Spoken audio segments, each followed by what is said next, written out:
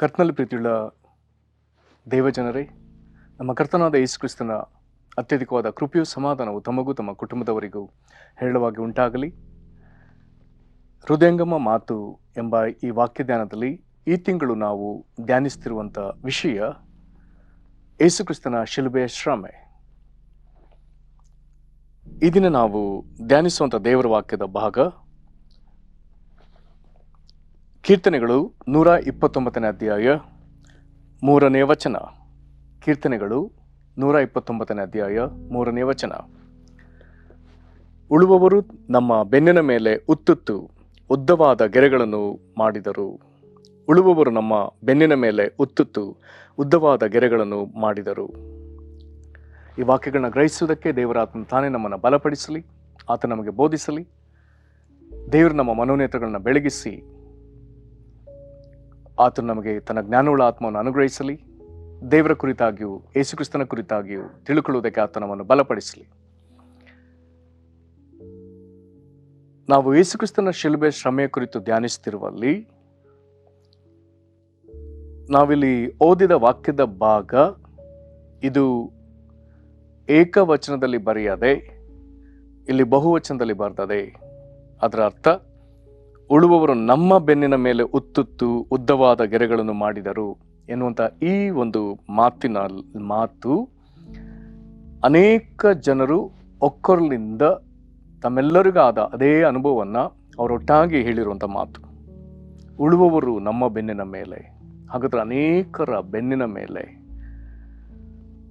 ಉದ್ದವಾದ ಗೆರೆಗಳು ಬೀಳುವಂಥ, ಹೇಗೆ ವ್ಯವಸಾಯಗಾರನು ತಾನು ಭೂಮಿಯನ್ನು ಬೇಸಾಯ ಮಾಡುವಾಗ ಆತನು ಹೇಗೆ ನೇಗಿಲಿನಿಂದ ಆತನು ಗೆರೆಗಳನ್ನ ಆತನು ಮಾಡ್ತಾನೋ, ಹಾಗೆಯೇ ಇವರೆಲ್ಲರ ಬೆನ್ನಿನ ಮೇಲೆ ಇಂತಹ ಗೆರೆಗಳಾಗಿದೆ. ಸಾಧಾರಣ ಹಲವು ದೇಶಗಳ ಗುಲಾಮ ಪದ್ಧತಿಯನ್ನ, ಆ ಗುಲಾಮ ಪದ್ಧತಿಯ ಚರಿತ್ರೆಗಳನ್ನ ಓದಿದ್ರೆ ನಮಗೆ ತಿಳಿದು ಬರುವಂಥ ವಿಷಯ, ಕೆಲವು ದೇಶಗಳಲ್ಲಿ ಅವನು ಆ ದೇಶದಲ್ಲಿ ಕೆಲವು ಶ್ರೀಮಂತರ ಬಳಿಯಲ್ಲಿ ಅಥವಾ ಮನೆಯಲ್ಲಿ ಅಥವಾ ಅವರ ತೋಟಗಳಲ್ಲಿ ಒಬ್ಬನು ಜೀತದ ಆಳಾಗಿ ಇರಬೇಕಾದ್ರೆ ಅವನು ಕಡ್ಡಾಯವಾಗಿ ಅವನ ಕಿವಿಯನ್ನ ಆತನು ಅರಿದುಕೊಂಡಿರಬೇಕು. ಒಂದು. ಎರಡನೇದು, ಅವನ ಬೆನ್ನಿನ ಮೇಲೆ ಕಡಿಮೆ ಅಂತೇಳಿದ್ರು 39 ಕೊರಡೆ ಪೆಟ್ಟಿನ ಗುರುತಿರಬೇಕು. ಎಣಿಸುವಾಗ 39 ಕೊರಡೆ ಪೆಟ್ಟಿನ ಗೆರೆ ಗಾಯಮಾಗಿದ ಮೇಲೆ ನಿಲ್ಲುವಂಥ ಆ ಗೀಟುಗಳು ಅವನ ಬೆನ್ನ ಮೇಲೆ ಇರಬೇಕು. ಹಾಗಾದ್ರೆ ಇದು ಒಂದು ವಿಧದಲ್ಲಿ ದಾಸತ್ವವನ್ನು ತೋರಿಸುವಂಥ ವಿಷಯ. ದಾಸರಾದವರು, ಗುಲಾಮರಾದವರು, ಇದಕ್ಕೆ ಸಂಬಂಧಪಟ್ಟ ವಿಷಯ. ಹಾಗಾದ್ರೆ ಅನೇಕರ ಸ್ವರ ಇಲ್ಲಿ ಈ ಮಾತಿನಲ್ಲಿ ಇರೋದ್ರಿಂದ ಅನೇಕರು ಹೀಗೆ ದಾಸರಾಗಿದ್ದಾರೆ ಎಂಬುದಾಗಿದರ ಅರ್ಥ. ಒಂದು. ಮತ್ತೊಂದು ಕಡೆ ಯೇಸುಕ್ರಿಸ್ತನ ಶಿಲುಬೆ ವಿಷಯದಲ್ಲಿ ನಾವು ಗಮನಿಸುವಾಗ ಯೇಸುಕ್ರಿಸ್ತನ ಶಿಲುಬೆಯ ಶ್ರಮೆ ಅನುಭವಿಸಿದ್ದು ನಮಗೆ ಅನೇಕ ವಿಧದಲ್ಲಿ ಕಾಣ್ತದೆ ಅಂತ ಹೇಳಿದ್ರೆ, ಒಂದು ಕಡೆ ದೇವರು ಯೇಸುಕ್ರಿಸ್ತನಿಗೆ ಎಲ್ಲ ಅನುಭವಗಳು ಆಗಬೇಕು, ಆತನು ರಕ್ಷಣಾ ಕಾರ್ಯವನ್ನು ನೆರವೇರಿಸೋದಕ್ಕಾಗಿ ಆ ಎಲ್ಲ ಶ್ರಮೆಗಳಲ್ಲಿ ಹಾದು ಹೋಗಬೇಕೆಂಬುದನ್ನು ತಂದೆಯಾದ ದೇವರು ತಾನೇ ತನ್ನ ಮಗನಾದ ಯೇಸುಕ್ರಿಸ್ತನಿಗೆ ಇದನ್ನು ನಿಗದಿ ಮಾಡಿದ್ದಾನೆ. ಇನ್ನೊಂದು ಕಡೆಯಲ್ಲಿ ಯೇಸುಕ್ರಿಸ್ತನು ಈ ಭೂಮಿಯ ಮೇಲೆ, ದೇವರು ಭೂಮಿಯ ಮೇಲೆ ಮನುಷ್ಯನಾಗಿ ಯೇಸು ವಯಸ್ಸಿನಲ್ಲಿ ಜೀವಿಸಿದ ಕಾಲದಲ್ಲಿ ಆತನು ಈ ಪಾಡುಗಳನ್ನ ಅನುಭವಿಸುವಂತೆ ಆಗಿನ ಧಾರ್ಮಿಕ ಮುಖಂಡರುಗಳು ಯೇಸುಕ್ರಿಸ್ತನಿಗೆ ಈ ಎಲ್ಲ ಶಿಕ್ಷೆಗಳನ್ನ ವಿಧಿಸುವಂತೆ ಅವರುಗಳು ಸಂಚು ರೂಪಿಸ್ತಾರೆ. ಆತನ ಮರಣದಂಡನೆ ಹೊಂದಲೇಬೇಕೆನ್ನುವಷ್ಟು ಅವರು ತಮ್ಮಲ್ಲಿ ಶಪಥ ಮಾಡಿಕೊಂಡ ವಿಧದಲ್ಲಿ ಅವರು, ಅಥವಾ ಧಾರ್ಮಿಕ ಕಾರಣಗಳಿಗಾಗಿ ಆತನಿಗೆ ಶಿಕ್ಷೆಯಾದ ವಿಧದಲ್ಲಿ ನಮಗೆ ಆಗಿನ ಚರಿತ್ರೆ ಕಾಣ್ತದೆ. ಆದರೆ ಸರಿಯಾಗಿ ಗಮನಿಸಿದ್ರೆ ಇದೆಲ್ಲವೂ ಪ್ರವಾದನೆ ನೆರವೇರಿಕೆ. ಆದರೆ ಆಗ ಇಸ್ರೇಲ್ ದೇಶವು ಆಗಿನ ಇಸ್ರಾಯೇಲ್ ಅದು ರೋಮಾಯರು ಅಥವಾ ರೋಮನ್ನರು ಆಳುತ್ತಿದ್ದ ಕಾಲದಲ್ಲಿ ಅವರ ವಶದಲ್ಲಿದ್ದರಿಂದ ಧಾರ್ಮಿಕ ಮುಖಂಡರಿಗೆ ಮರಣದಂಡನೆ ವಿಧಿಸುವಂತ ಅಧಿಕಾರ ಇರಲಿಲ್ಲ. ಹಾಗಾಗಿ ಅವರು ಆ ಮರಣದಂಡನೆ ವಿಧಿಸುವಂತ ಈ ಒಂದು ಕಾರ್ಯಕ್ಕಾಗಿ ಯೇಸುವನ್ನ ರೋಮ್ ಸರ್ಕಾರಕ್ಕೆ ಒಪ್ಪಿಸ್ತಾರೆ. ಹಾಗಾದ್ರೆ ಧರ್ಮದ ಧರ್ಮದಿಂದ ಆತನಿಗೆ ಶಿಕ್ಷೆ ವಿಧಿಸಲ್ಪಟ್ಟಿತು ಅಥವಾ ಧಾರ್ಮಿಕ ಕಾರಣಗಳಿಗಾಗಿ, ಅಥವಾ ಸರ್ಕಾರದ ರೀತಿಯಲ್ಲಿ ನೋಡುವುದಾದರೆ ಆತನು ಆ ವಿಧದಲ್ಲಿ ಸರ್ಕಾರಕ್ಕೆ ವಿರುದ್ಧವಾಗಿ ನಡೆದ ಒಬ್ಬ ಅಪರಾಧಿ ರೀತಿಯಲ್ಲಿ ಆತನು ಕಾಣಿಸ್ತಾನೋ, ಅಥವಾ ಅಲ್ಲಿ ನಡೆಯುವಂತ ಕೆಲವೊಂದು ರಾಜಕೀಯ ಸಂಗತಿಗಳು ನೋಡಿದ್ರೆ ರಾಜಕೀಯವಾಗಿ ಈತನು ಶಿಕ್ಷೆ ಅನುಭವಿಸಿದ್ನೋ, ಅಥವಾ ಪ್ರವಾದನೆಗಳನ್ನ ಗಮನಿಸಿದ್ರೆ ದೇವರಿಂದ ಈತನು ಶಿಕ್ಷೆ ಅನುಭವಿಸಿದನೋ. ಹಾಗಾದ್ರೆ ಎಲ್ಲವೂ ಸರಿಯೇ. ಧಾರ್ಮಿಕ ವ್ಯಕ್ತಿಗಳು ಆತನ ಮೇಲೆ ದ್ವೇಷಗೊಂಡು ಆತನನ್ನ ಧಾರ್ಮಿಕವಾಗಿಯೂ ರಾಜಕೀಯವಾಗಿಯೂ ಒಂದು ಸರ್ಕಾರದ ಕಾನೂನಿನ ಪ್ರಕಾರ ಆತನಿಗೆ ಶಿಕ್ಷೆ ವಿಧಿಸುವಂತ ಎಲ್ಲಾ ಸಂಗತಿಗಳು ಭೂಮಿಯಲ್ಲಿ ನಡೆದದ್ದು ಎಲ್ಲವೂ ದೇವರು ತನ್ನ ಭವಿಷ್ಯ ಜ್ಞಾನಾನುಸಾರವಾಗಿ ಮೊದಲೇ ಸಂಕಲ್ಪಿಸಿದ್ದು. ಇದನ್ನ ನಾವು ಅಪೊಸ್ತಲ ಕೃತ್ಯದಲ್ಲಿ ಸ್ಪಷ್ಟವಾಗಿ ಓದ್ತೇವೆ. ಅಪೊಸ್ತಲರ ಕೃತ್ಯ 4ನೇ ಅಧ್ಯಾಯ 27ನೇ ವಚನದಲ್ಲಿ, ಅಪೊಸ್ತಲರ ಕೃತ್ಯ 4:27ರಲ್ಲಿ, ಆ ಮಾತಿಗೆ ಅನುಸಾರವಾಗಿಯೇ ಈ ಪಟ್ಟಣದಲ್ಲಿ ಹೆರೋದನು, ಅವನೊಬ್ಬ ರೋಮ್ ಅಧಿಕಾರಿ, ಪೊಂತ್ಯ ಪಿಲಾತನು, ಇವನು ಸಹ ಇನ್ನೊಬ್ಬ ಗವರ್ನರ್ಗಳಿವರು, ಪೊಂತ್ಯ ಪಿಲಾತನು, ನೀನು ಅಭಿಷೇಕಿಸಿದ ನಿನ್ನ ಪವಿತ್ರ ಸೇವಕನಾದ ಯೇಸುವಿಗೆ ವಿರೋಧವಾಗಿ ಅನ್ಯ ಜನರ ಮತ್ತು ಅಂದ್ರೆ ರೋಮನ್ರು ಮತ್ತು ಇಸ್ರಾಯೇಲ್ ಜನರ ಸಹಿತವಾಗಿ, ಸ್ವಂತ ಜನರು ಸಹಿತವಾಗಿ ಕೂಡಿಕೊಂಡು ನಿನ್ನ ಕೈಯು ಅಂದ್ರೆ ದೇವರ ಕೈಯು, ನಿನ್ನ ಸಂಕಲ್ಪವು ದೇವರ ಸಂಕಲ್ಪವು ಮೊದಲು ನೇಮಿಸಿದನ್ನೇ ನಡೆಸಿದರು. ಹಾಗಾದ್ರೆ ಯೇಸು ಕ್ರಿಸ್ತನ ಶಿಲುಬೆಯ ಆ ಒಂದು ಶಿಕ್ಷೆ ಅಥವಾ ಶ್ರಮೆಯ ಸಂದರ್ಭಕ್ಕೆ ಇವೆಲ್ಲವೂ ಒಟ್ಟಾಗಿ ಅಲ್ಲಿ ಸೇರಿ ಬರ್ತದೆ. ಸರಿ,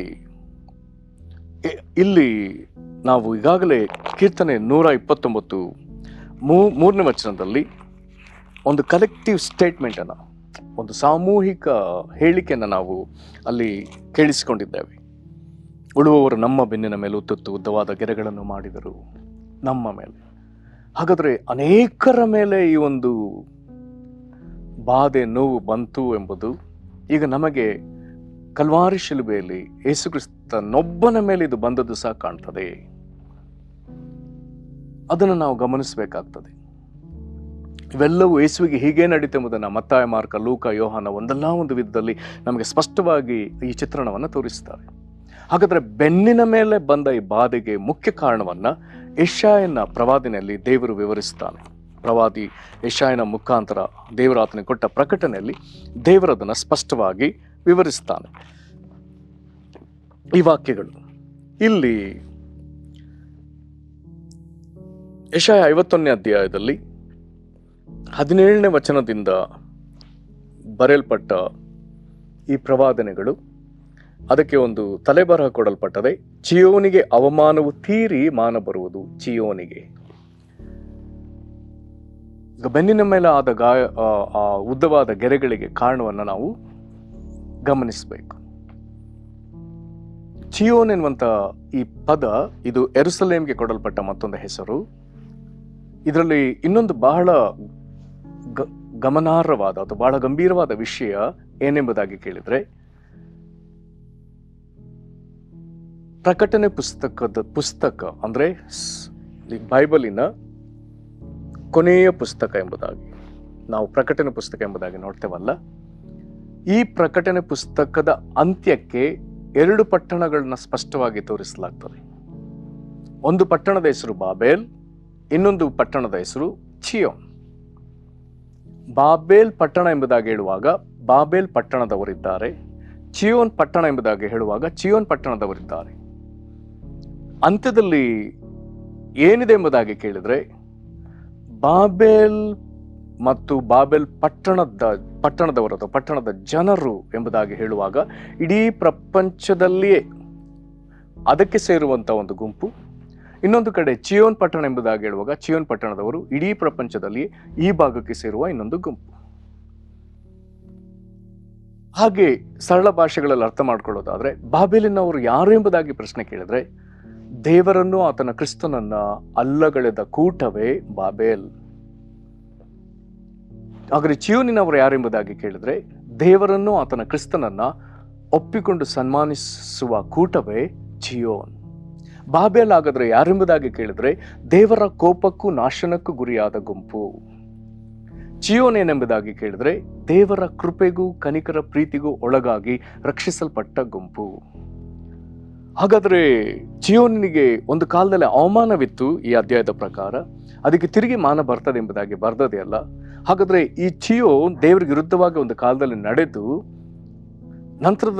ನಡೆದಾಗ ದೇವರು ಅದಕ್ಕೆ ಏನ್ ಮಾಡಿಸಿದೆ ಎಂಬುದಾಗಿ ಕೇಳಿದ್ರೆ, ಇಲ್ಲಿ 17ನೇ ವಚನ ಹೇಳ್ತದೆ, ಯೆಹೋವನು ತನ್ನ ರೋಷವನ್ನು ತುಂಬಿಕೊಟ್ಟ ಪಾತ್ರೆಯಿಂದ ಕುಡಿದ ಯೆರೂಸಲೇಮೇ.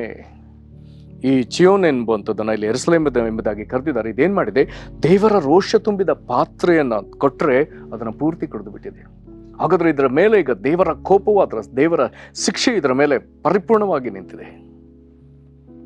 ಹಾಗಾಗಿ ಇದು ಅನೇಕ ವಿಧದಲ್ಲಿ ಬಾಧೆ ಪಡ್ತದೆ. 20ನೇ ವಚನ ಇಲ್ಲಿ ಹೇಳ್ತದೆ, ಯೆಶಾಯ 51:20, ನಿನ್ನ ಮಕ್ಕಳು ಪ್ರಜ್ಞೆ ತಪ್ಪಿದವರಾಗಿ ಬಲೆಗೆ ಸಿಕ್ಕಿದ ಜಿಂಕೆಯಂತೆ ಬೀದಿಗಳಲ್ಲೆಲ್ಲ ಕೂಡುವ ಚೌಕದಲ್ಲಿ ಬಿದ್ದಿದ್ದಾರೆ. ಯೆಹೋವನ ರೋಷವನ್ನು, ನಿನ್ನ ದೇವರ ತರ್ಜನ ಅಂದ್ರೆ ದೇವರ ಮಹಾಕೋಪ, ಆ ಮಹಾಕೋಪವನ್ನು ಹೊಟ್ಟೆ ತುಂಬ ಕುಡಿದಿದ್ದಾರೆ. ದೇವರ ಮಹಾರೌದ್ರವನ್ನ ಅದನ್ನು ತಾಳಲಾರದೆ ಬಿದ್ದಿದ್ದಾರೆ. ಇದರಿಂದ ಹೀಗೆ ಬಾಧೆಪಟ್ಟ ಜನರ ವಿಷಯದಲ್ಲಿ ದೇವರು ಕನಿಕರಪಟ್ಟು ಮುಂದೆ ಆತನು ದೇವರು ಹೇಳ್ತಾನೆ, ಈ ಭ್ರಮಣಗೊಳಿಸುವ ಪಾನಪಾತ್ರೆಯನ್ನು ದೇವರು ಏನ್ ಮಾಡ್ತಾನಂತೆ, ಇದ್ರ ಕೈಯೊಳಗಿಂದ ತೆಗೆದು ಇದನ್ನ ಈಗ ಪೀಡಿಸಿದ ಜನರಿಗೆ ಕೊಡ್ತಾನೆ. ಈಗ ದೇವರ ಕೋಪ ಎಂಬುದು ಆ ಬದಿಗೆ ಹೋಗ್ತದೆ ಪೀಡಿಸುವ ಜನರಿಗೆ. ಆಗ ಈ ಚಿಯೋನನ್ನ ಬಾಧಿಸುವವರು ಏನ್ ಮಾಡಿದ್ರಂತೆ, 23ನೇ ವಚನದ 2ನೇ ಭಾಗ ಹೇಳ್ತದೆ, ಅವರು ನಿನಗೆ ನೀನು ಬಿದ್ದುಕೋ, ನಿನ್ನನ್ನು ತುಳಿತಾ ಹೋಗುವೆವು ಎಂದು ಹೇಳಲು ನೀನು ಹಾದು ಹೋಗುವ ಅವರಿಗೆ ನಿನ್ನ ಬೆನ್ನನ್ನು ನೆಲವನ್ನಾಗಿಯೂ ಬೀದಿಯ ಮಣ್ಣನ್ನಾಗಿಯೂ ಮಾಡಿಕೊಂಡಿಯಲ್ಲ. ಜನರೆಲ್ಲರೂ ತುಳುಕೊಂಡು ಹೋಗುವುದಕ್ಕೆ, ಬೆನ್ನಿನ ಮೇಲೆ ಗಾಯವಾಗುವುದಕ್ಕೆ ಈ ಚಿಯೋನ್ ಏನ್ ಮಾಡ್ತದೆ, ಅವರು ನಿನ್ ಕೆಳಗೆ ನಿನ್ ಮಲಗವು ಅಥವಾ ಬೀಳೆಂಬುದಾಗಿ ಇಡುವಾಗ ಅದು ಬಿದ್ದದೆ ಅದರ ಮೇಲೆ ಇವರು ತುಳುಕೊಂಡು ಹೋಗಿದ್ದಾರೆ. ಹಾಗಾದ್ರೆ ದೇವರು ರಕ್ಷಣೆಗಾಗಿ, ದೇವರು ರಕ್ಷಿಸಬೇಕೆಂಬುದಾಗಿ ಅಥವಾ ಮುಂದೆ ದೇವರ ರಕ್ಷಣೆಯನ್ನು ಹೊಂದಿಕೊಳ್ಳುವ, ದೇವರ ಕನಿಕರವನ್ನ ಕ್ಷಮಾಪಣೆಯನ್ನು ಹೊಂದಿಕೊಳ್ಳುವಂತ ಈ ಗುಂಪು ಒಂದು ಕಾಲದಲ್ಲಿ ತಪ್ಪು ಮಾಡಿದಾಗ ಅದು ಇಂಥ ಒಂದು ದೇವರ ರೋಷಕ್ಕೆ ಗುರಿಯಾಗಿತ್ತು. ಅದನ್ನು ಅನೇಕರು ತುಳಿದ್ರು, ಅದರ ಬೆನ್ನ ಮೇಲೆ ನಡೆದ್ರು. ನೇಗಿಲು ಉತ್ತ ವಿಧದಲ್ಲಿ ಆ ಬೆನ್ನಿನ ಮೇಲೆ ಉತ್ತು ನೀಳವಾದ ಗೆರೆಗಳನ್ನ ಅದರ ಬೆನ್ನಿನ ಮೇಲೆ ಹಾಕಿದ. ಹಾಗಾದ್ರೆ ಯೇಸು ಕ್ರಿಸ್ತನ ಬೆನ್ನಿಗೆ ಇಂಥ ಗಾಯಗಳಾದವು. ಕಾರಣ ಚಿಯೋನ್ ಎಂಬ ರಕ್ಷಣೆ ಹೊಂದಬೇಕಾದ ಗುಂಪು ಈ ದೇವರ ರೋಷವನ್ನ ಕುಡಿದಿತ್ತಲ್ಲ, ರೋಷ ಎಂಬ ಪಾತ್ರೆಯಿಂದ ಕುಡಿದಿತ್ತಲ್ಲ. ಹಾಗಾದ್ರೆ ಅದಕ್ಕಾಗಬೇಕಾದ ಆ ಶಿಕ್ಷೆಯನ್ನ ದೇವರು ಈಗ ಕನಿಕರಪಟ್ಟು ಈಗ ಆತನು ತನ್ನ ಮಗನ ಮೇಲೆ ಹಾಕಿದ್ದಾನೆ. ಈ ವಾಕ್ಯವನ್ನು ಕೇಳಿಸಿಕೊಳ್ತಿರುವಂತ ದೇವ ಜನರೇ, ನೀನಾಗಲಿ ನಿನ್ನ ಕುಟುಂಬದ ಪ್ರಿಯರಾಗಲಿ ಹೀಗೆ ದೇವರ ರೋಷ ಎಂಬ ಪಾತ್ರೆಯಲ್ಲಿ ಕುಡಿದು ತಾಳಲಕ್ಕಾಗದಿರುವಂತ, ಇತರ ಮುಂದೆ ಹೇಳಿಕೊಳ್ಳಲಾರದಂತ ನಾನಾ ಬಾಧೆಗಳಲ್ಲಿ ನೀನು ಸಿಕ್ಕಿಕೊಂಡು ಅನೇಕರಿಂದ ತುಳಿತಕ್ಕೆ ಒಳಗಾಗಿ ಅವರು ನಿನ್ನ ಬೆನ್ನಿನ ಮೇಲೆ ವಿಪರೀತ ಗಾಯಗಳನ್ನು ಮಾಡಿದರೆ, ಬೆನ್ನಿನ ಮೇಲಾದ ಗಾಯಕ್ಕೆ ಸಮವಾದ ಗಾಯಗಳನ್ನು ಮಾಡಿದರೆ, ದೇವರು ನಿನ್ನ ಮೇಲೆ ಮನಮರುಗಿ ಆತನು ನಿನಗೆ ಸಂಭವಿಸಬೇಕಾಗಿರುವ ಅಥವಾ ನೀನೀಗ ಅನುಭವಿಸುತ್ತಿರುವ ಅಥವಾ ಅನುಭವಿಸಬೇಕಾದ ಈ ವಿಧದ ಬಾಧೆ, ಇತರರ ಕಾಲ್ತುಳಿತಕ್ಕೆ ಒಳಗಾಗಿ ಬೆನ್ನಿನ ಮೇಲೆ ಆಗಬೇಕಾದ ಗಾಯಕ್ಕೆ ಸಮವಾದ ವೇದನೆಗಳು ನಿನ್ನ ಜೀವಿತದಲ್ಲಿ ಯಾವುದೆಲ್ಲವಿದೆಯೋ ಅದೆಲ್ಲವನ್ನ ಯೇಸು ಕ್ರಿಸ್ತನ ಹೊತ್ತು ತೀರಿಸಿದ್ದಾನೆ. ಹಾಗಾದ್ರೆ ಅದೆಲ್ಲವೂ ಯೇಸು ಕ್ರಿಸ್ತನ ಮೇಲೆ ಬಂದದೆ. ಹಾಗಾಗಿ ಆತನ ಬೆನ್ನಿಗೆ ಗಾಯವಾಗ್ತದೆ. ಇಲ್ಲಿ ಯೆಶಾಯ 50ನೇ ಅಧ್ಯಾಯದ 6ನೇ ವಚನಕ್ಕೆ ಬರುವಾಗ ಯೇಸು ಕ್ರಿಸ್ತನ ಕುರಿತಾಗಿ ಇಲ್ಲಿ ಬರ್ತದೆ, ಹೊಡೆಯುವವರಿಗೆ ಬೆನ್ನು ಕೊಟ್ಟು ಕೂದಲು ಕೀಳುವವರಿಗೆ ಗಡ್ಡವನ್ನು ಒಟ್ಟಿದ್ದೆನು, ಉಗುಳಿಸಿಕೊಳ್ಳುವ ಅವಮಾನಕ್ಕೆ ನನ್ನ ಮುಖವನ್ನು ಮರೆ ಮಾಡಲಿಲ್ಲ. ಹಾಗಾದ್ರೆ ನಿನಗಾಗಬೇಕಾದ ಎಲ್ಲಾ ಬಾಧೆ, ಎಲ್ಲ ಅವಮಾನವನ್ನ, ಎಲ್ಲ ವೇದನೆಯನ್ನ, ಶಿಕ್ಷೆಯನ್ನ ಯೇಸು ಅನುಭವಿಸೋದಕ್ಕಾಗಿ ನಿನಗೆ ಬದಲಾಗಿ ಆತನು ತನ್ನ ದೇಹವನ್ನು ಒಪ್ಪಿಸಿಕೊಟ್ಟಿದ್ದಾನೆ. ಯೇಸು ನಿನಗಾಗಿ ಬಾಧೆ ಅನುಭವಿಸಿದರೆ ನಿನಗೆ ಈಗ ಇತರರಿಂದ ನಡೀತಿರುವಂಥ ದಬ್ಬಾಳಿಕೆಗಳು, ಇತರರ ಕಾಲ್ತುಳಿತಕ್ಕೆ ಒಳಗಾಗುವ ವಿಧದಲ್ಲಿ ನಾನು ಅನುಭವಿಸುವಂಥ ಅವಮಾನಗಳಿಂದ ನಿನಗೆ ಕಡ್ಡಾಯ ನಿನಗೆ ಬಿಡುಗಡೆ, ನಿಶ್ಚಯ ನಿನಗೆ ಬಿಡುಗಡೆ. ಹಾಗಾದರೆ ಈ ವಾಕ್ಯಗಳು ನಮ್ಮನ್ನು ಆಧರಿಸುವ ವಾಕ್ಯಗಳು, ಮತ್ತೊಂದು ಕಡೆ ಯೇಸುವಿಗಾದ ಬಾಧೆಯನ್ನು ತೋರ್ಪಡಿಸುವ ವಾಕ್ಯಗಳು. ನಾವು ಆತನ ಬಳಿ ಬರೋಣ. ಏಸಪ್ಪ, ನೀನು ನನಗೋಸ್ಕರ ಇದನ್ನು ಇರುವುದಾದರೆ ನಾನು ಇದನ್ನು ನಂಬ್ತೇನೆ. ನನಗೆ ಈಗ ಇತರರಿಂದ ಆಗ್ತಿರುವಂಥ ದೌರ್ಜನ್ಯಗಳಿಂದ ನನಗೆ ಬಿಡುಗಡೆ ಮಾಡು, ಇತರರಿಂದ ಆಗುತ್ತಿರುವಂಥ ಗಾಯಗಳಿಂದ ನನಗೆ ಬಿಡುಗಡೆ ಮಾಡು. ಪ್ರಾರ್ಥನೆ ಮಾಡೋಣ. ಮಹಾಕೃಪೆಗಳ ತಂದೆ, ಈ ವಾಕ್ಯವನ್ನು ಕೇಳಿ ಕರ್ತನೆ, ನಿನ್ನ ಜನರು ಸ್ವಾಮಿ ನಿನ್ನ ಬಳಿಗೆ ಬಂದು ಏಸಪ್ಪ, ನಿನ್ನ ಬೆನ್ನಿನಲ್ಲಿ ಆದ ಈ ಗಾಯಗಳು ಅದು ನಮ್ಮ ಗಾಯಗಳು, ನಾವು ದೌರ್ಜನ್ಯಕ್ಕೊಳಗಾಗಿ ನಿನ್ನ ರೋಷ ಎಂಬ ಪಾತ್ರೆಯಲ್ಲಿ ಕುಡಿದು ಇದರಿಂದ ನಿನ್ನ ಕೋಪದಿಂದ ನಾವು ಶಿಕ್ಷಣ ಅನುಭವಿಸಿ ಇತರರಿಂದ ತುಳಿತಕ್ಕೆ ಒಳಗಾಗಿ ನಾವು ಅನುಭವಿಸಿದಂಥ ಗಾಯಗಳ ವಿಧದಲ್ಲಿ ಕರ್ತನೆ ಯಾರ್ಯಾರು ಬಾಧೆ ಅನುಭವಿಸ್ತಿದ್ದಾರೋ, ಪ್ರೀತಿಯ ಪರಲೋಕ ತಂದೆ, ನೀನು ಇವರ ಈ ಎಲ್ಲ ಬಾಧೆಯನ್ನು ನಿನ್ನ ಪ್ರಿಯ ಮಗನಾದ ಯೇಸು ಕ್ರಿಸ್ತನ ಮೇಲೆ ಹಾಕಿದರ ನಿಮಿತ್ತವಾಗಿ ಯೇಸು ಕ್ರಿಸ್ತನ ಹೆಸರಿನಲ್ಲಿ ಈಗ ಇವರು ಇದನ್ನು ನಂಬುತ್ತಿರುವುದರಿಂದ ಇವರಿಗೆ ಇತರರ ದೌರ್ಜನ್ಯಗಳಿಂದ ಈಗ ಬಿಡುಗಡೆ ಆಗಲಿ ಸ್ವಾಮಿ. ನಿನ್ನ ದಯೆ ಕರ್ತನೆ ನಿನ್ನ ಮಕ್ಕಳ ಮೇಲೆ ಬಲವಾಗಿ ಬರಲೆಂದು ಬೇಡಿಕೊಳ್ತೇವೆ. ಕರ್ತನ ಆತ್ಮನು ಯಾರಲ್ಲಿದ್ದಾನೋ ಅವರಿಗೆ ಬಿಡುಗಡೆ ಎಂಬುದಾಗಿ ಹೇಳಿದ್ರಿಂದ ದೇವರಾತ್ಮನಾದ ಕರ್ತನ ಇವರ ಜೀವಿತದಲ್ಲಿ ನೀನು ಈಗ ಚಲಿಸಿ ಇವರಿಗೆ ಕಲ್ವಾರಿ ಶಿಲುಬೆಯಿಂದ ಬರಬೇಕಾದ ಬಿಡುಗಡೆಯನ್ನು, ವಿಮೋಚನೆಯನ್ನು ಈಗ ಅನುಗ್ರಹಿಸು. ನಿನ್ನ ಮಕ್ಕಳು ನೆಮ್ಮದಿ ನಿವಾಸದಲ್ಲಿ ವಾಸಿಸುವಂಥ ಕೃಪೆಯನ್ನು ಅನುಗ್ರಹಿಸು. ಆಶೀರ್ವದಿಸಿರಿ. ನಿನಗೆ ಮಹಿಮೆ ಆಗಲಿ. ಯೇಸು ಕ್ರಿಸ್ತನ ಹೆಸರಲ್ಲಿ ಬೇಡದೇವೆ ನಮ್ಮ ತಂದೆಯೇ, ಆಮೇನ್. ಕರ್ತನ ನಿಮ್ಮನ್ನು ಆಶೀರ್ವದಿಸಲಿ. ವಂದನೆಗಳು.